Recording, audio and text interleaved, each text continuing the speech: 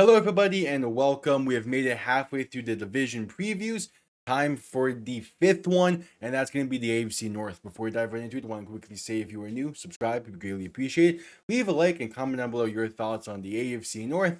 And now let's jump right into it. Where to even begin with the Cleveland Browns? I mean, I guess you can begin with the QB competition for QB2, as I do feel like Joe Flacco is going to be getting to start this season. So all eyes are going to be on Kenny Pickett, Dylan Gabriel, and Shedeur Sanders to figure out who's going to be the backup.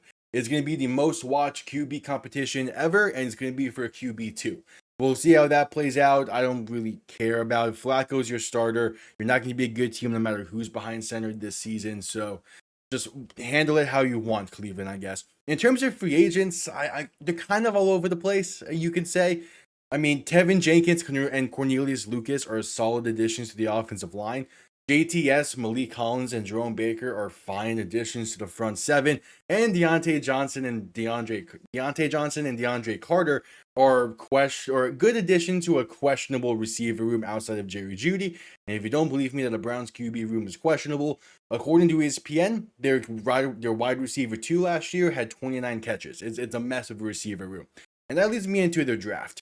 Yes, Mason Taylor was the pick. Yes, he's going to be a fantastic player on that front seven. Don't get me wrong. He's going to do great for Cleveland. They picked the wrong guy. They should have stuck at 2, and they should have picked Travis Hunter. He is a franchise-changing player, and the Browns need a franchise-changing player at this point. He also is a receiver that the Browns damn sure need, and he is a corner that definitely would not hurt the Browns to have at this point. So again, I like Mason Graham's a great player. He just should not have been the pick by Cleveland in this draft. It should have been Travis Hunter. But as for the other draft picks they have, Carson Schwersinger is a potential impact. It definitely has a potential impact type of player. I think he's going to play fine for them. And then there's Quinshawn Junkins. And I'm not going to go into too much detail, but there's a chance he doesn't even play this season for the Browns. Again, very early stages of all that is being reported at the time of this recording. But he's supposed to be the Nick Chubb replacement. We'll see if he plays for Cleveland, either this season or at all. But it's a mess of a situation right now. And Cleveland loves to find themselves in these messy situations. And that's going to go into this season as well. I am not high on them. I think they're going to be a pretty bad team this year once again. And this is all kind of just like the aftermath of not keeping Baker Mayfield and not dependent on him is coming back to them. Going for that Deshaun Watson trade has really set this franchise back a whole slew of decades, you could say. But yeah, I am not high on Cleveland. I think they kind of handled this entire offseason poorly to an extent, but I guess only time will tell on that end. The biggest things that the Cincinnati Bengals needed to sort out this offseason was the defense and trying to re-sign both T. Higgins and Jamar Chase. They successfully re-signed Higgins and Chase. And then the defense is what remains. And it's hard to say that they fully solidified the defense, mainly because Trey Hendrickson is either going to be holding out or not playing fully, it seems. Who knows with Trey Hendrickson at this point? We're like a week or so away from training camp started, and we have no word on how close these two are to a contract. It's going to be a very interesting next month or so for Cincinnati. But they did do some things that I would like for the defense. It wasn't mainly re-sign heavy free agency though. And the two main guys that did bring in, TJ Slaton and Oren Burks. And both are very solid guys. Slaton's going to be a very, very good interior defensive lineman for Cincy, while Burks is going to fit into that linebacker rotation pretty well, which the linebacker position, a mess right now for Cincy also because Jermaine Pratt wants a trade. But they're not even going to be focusing on that at this point in time. The draft was really, really solid. I like that they got Shamar Stewart. I like they got Demetrius Knight. And those are two instant impact players for this team. Dylan Fairchild going to be given a shot to play at guard. And if he does win the starting job, that's a great addition. If he ends up being a backup, I think that's a fine backup as well in this league. And then there's Barrett Carter, who I'm going to mention because of the aforementioned Jermaine Pratt trade request. And it's just another linebacker for them to have. They need defensive players. It's a okay pick. We'll see how much he actually gets into the rotation or if he'll be more so a special teams guy. And there's no question that since he is going to put points up on the board, that's not going to be an issue whatsoever. Burrow, Chase, Higgins, all of them are going to play just fine. The issue is going to be the defense. Can the defense get under 30 points per game put on them? If that's the case, since he's going to be a playoff team, they're going to compete for the division. Hell, they might even compete for a Super Bowl. If it is more than 30 points per game put on them, they're going to be in the same exact spot they were last year. They really need this defense to step up, and two key pieces of that defense don't want to be there right now, or at least don't want to play at this current point in time without a new contract. We'll see. Cincy is one of those teams where they can go to one of two different ways, and depending on which way they go, shapes the future of this team. Only time will tell on them, much like most of this division. But that's all I have to say on Cincy's end. This has been a pretty uncharacteristic offseason for the Pittsburgh Steelers, as they have been somewhat aggressive to try and make a run this season. It started when they traded for DK Metcalf, a move that I did like at the time. I thought it was a great idea to pair him with George Pickens, and then they go and trade George Pickens. I mean, I get the logistical reason behind it, but you have to keep both of them. Because right now you're in the same spot as if you did not trade for DK Metcalf. They added Scotty Miller to the receiver room, and you hope that Roman Wilson takes a big jump. You trade for Jonnu Smith to be another pass-catching option alongside Pat Freiermuth. But DK Metcalf is going to get the majority of the targets this season, as there's not really anyone else to throw to outside of, again, Freiermuth and Jonnu Smith. But the quarterback doesn't really like throwing to tight end. We'll get to that in a little bit here. The defense got massively addressed, though, I will say that.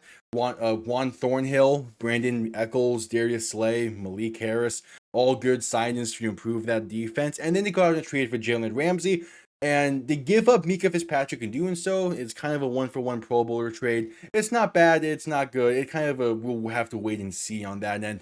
But you can definitely expect this defense to be a very competitive defense, at least during the first half of the season. We'll see how injuries and all that play out at a later point. But the Steelers can be a fine team defensively like they always are. And speaking of that, Jake Sawyer was one of the draft picks. And I feel like he's going to be a pretty solid player for them alongside Caleb Johnson and Derek Harmon. And all of them are going to be impact players. I'm not sure how much Sawyer and Johnson are going to play. Derek Harmon's kind of the main guy. He was their first round pick out of Oregon. And again, going to be a very solid impact players. I also like them drafting Will Howard. I would have loved to see Will Howard get a chance this season to prove what he can do in Pittsburgh, and then they regroup from there.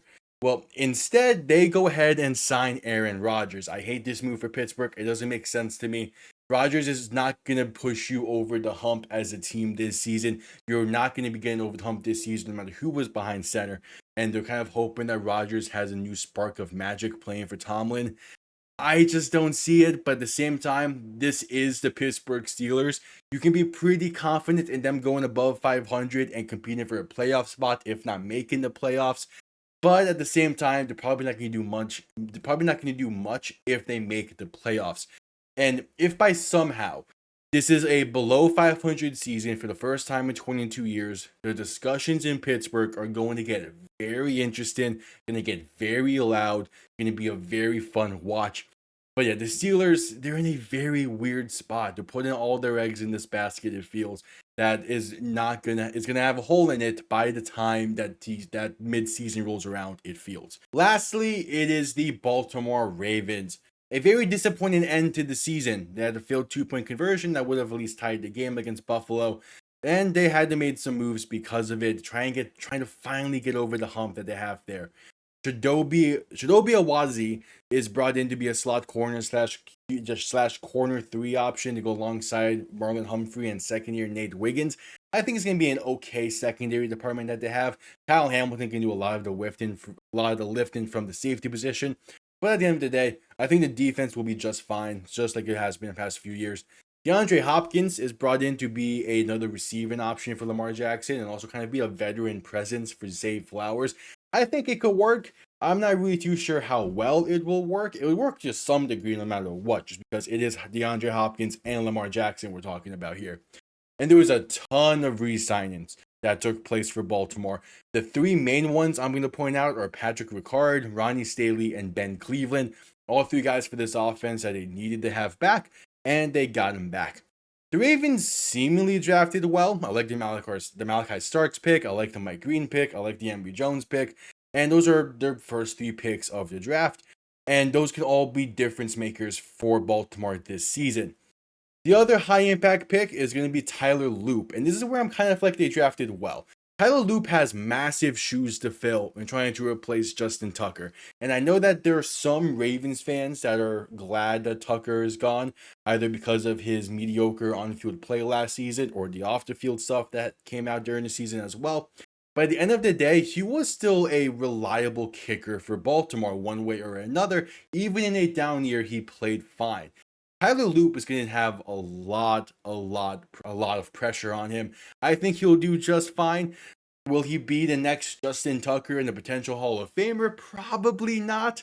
But I think if he can get you 85% field goal kicking to 80 to 85% on the season, I think you're happy with a rookie kicker doing that.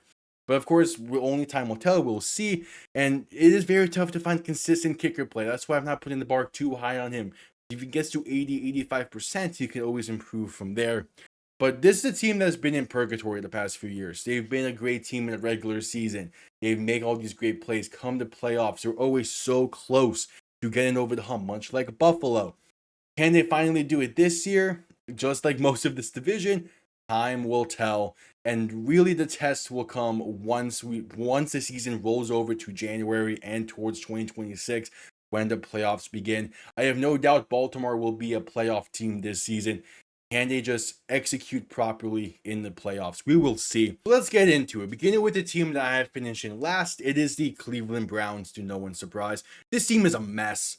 Like just a complete and utter mess right now. And yes, I do think Joe Flacco is going to be the starter, and I think he'll play well for Cleveland, but I don't think he'll be enough.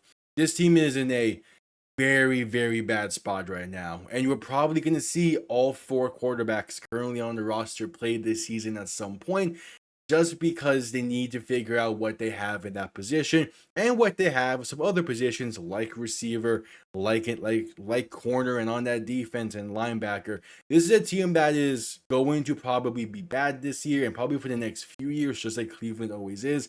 And then eventually they'll have a random out of nowhere fantastic season. I don't think it will be this year. I don't think we're getting the same Joe Flacco we got 2 years ago during his 5-game run with Cleveland that got him into the playoffs.